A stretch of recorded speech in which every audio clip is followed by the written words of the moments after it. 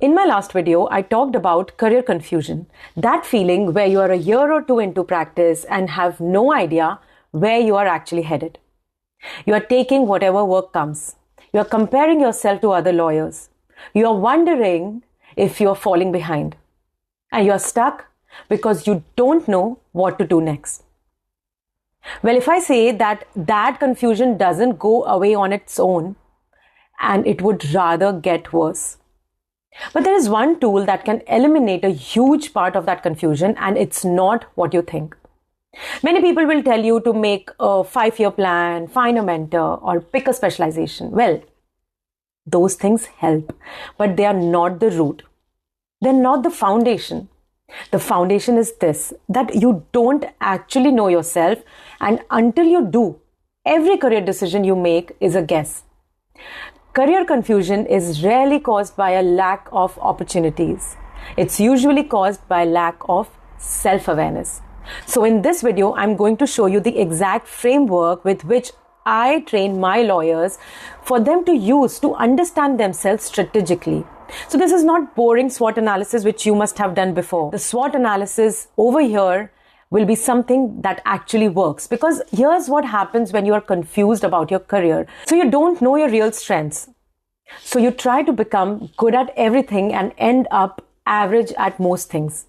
You don't know your actual weaknesses. So you keep repeating the same mistakes. You don't see opportunities because you're not clear about what you are looking for.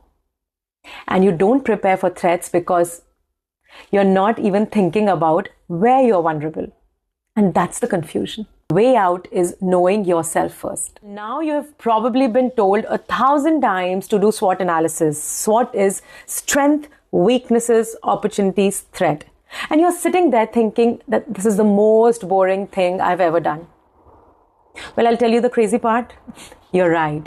SWOT is boring. And that's exactly why it doesn't work for most lawyers. We all know what happens in SWOT analysis. There is a quadrant where you fill in S for strength. My strength is I'm hardworking. My weaknesses, W for weaknesses, is that I'm bad at public speaking. Next come O, opportunities.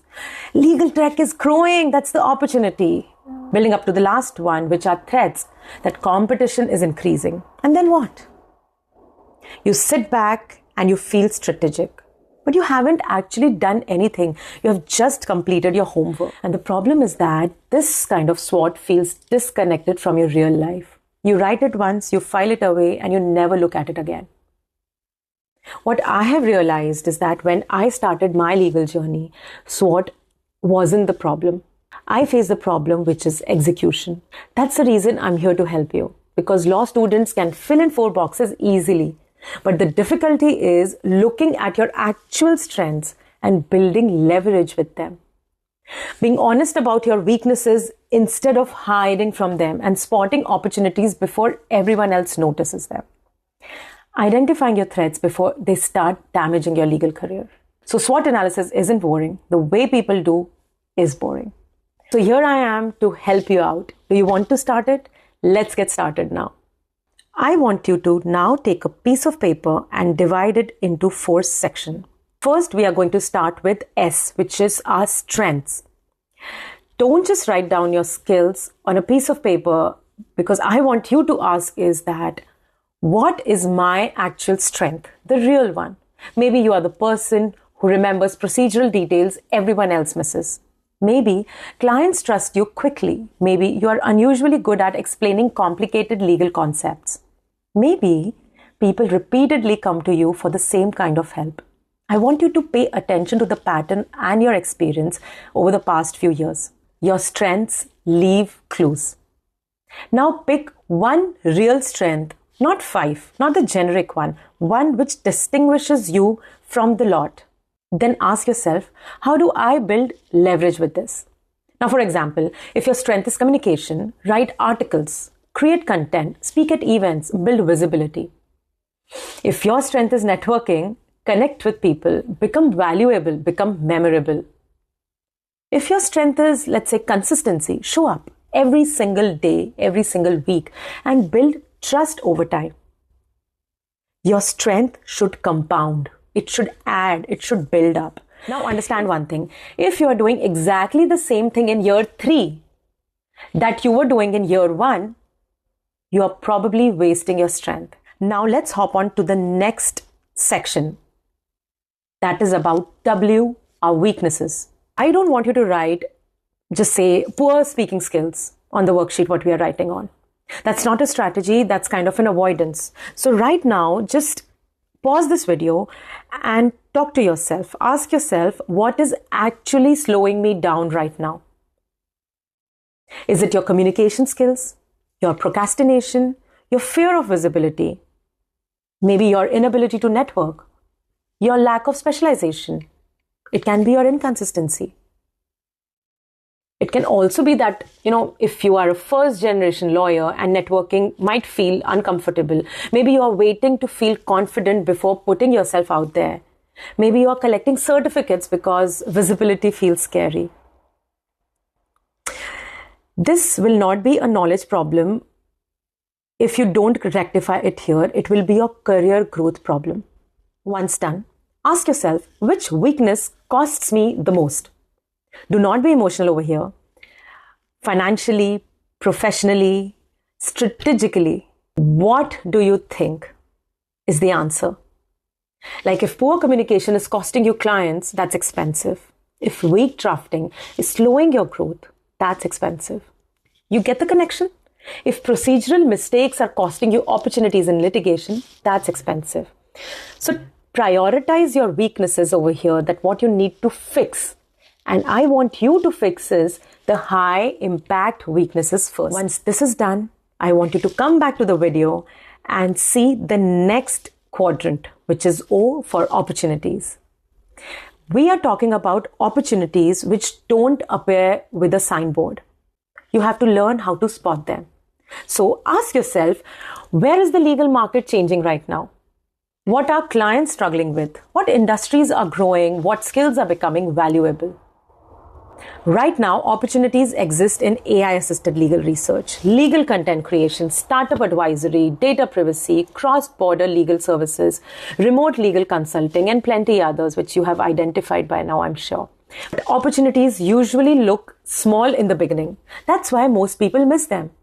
So if you want to be the forerunner, you'll have to just pay a little bit more of attention earlier than the lot. Ask yourself that, am I positioned for this opportunity, or will I notice it only after everyone else gets there first? You'll get to know the answer for sure. Now let's talk about threats. So threats over here do not arrive dramatically, they arrive quietly. Pause this video and ask yourself, what could derail me? Maybe competition increases. Maybe your network goes silent. Maybe your reputation gets damaged. What will you do then? Maybe you stop learning. Maybe technology changes everything and the way legal services are delivered. Maybe the threat is not the technology, it's the adaptability. Maybe the threat is that other lawyers learn to use technology better than you. Maybe the threat isn't competition. Maybe it's invisibility. Because even if you're a brilliant lawyer, nobody will know about you until and unless you show it to them. You'll have to be a better communicator. You cannot lose to communication. That could be a threat. Now, what I want to ask you is, what is your contingency plan? What if something fails? Let's be clear that you cannot stop every threat, but you can prepare for most of them. That's risk management. So try to analyze the risk well in advance and be resilient. Because I don't want you to sob because you lost on something. I want you to take it up as challenge and you're well enough prepared to adapt. Now I'll tell you something, that why is SWOT analysis so important? For me, it was very much important to create a self-awareness. And self-awareness is one of the most underrated skills in the legal profession. Just think of one thing. You know how to draw an apple perfectly. Like nobody can draw better than you. But you are out there in market seeking jobs in creating strawberries or cars or rainbows or clouds. What I am training you to do is speak out loud, be visible, tell everyone that you are amazing in drawing apples. This is what SWOT analysis is about. Self-awareness. And self-awareness is one of the most underrated skills, especially in legal profession.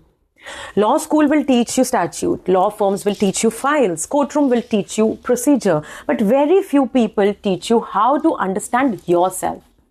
I'm there for you.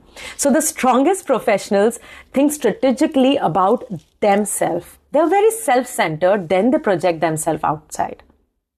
They know their strengths and they compound them. They know their weaknesses and reduce the friction. They know where the opportunity lies.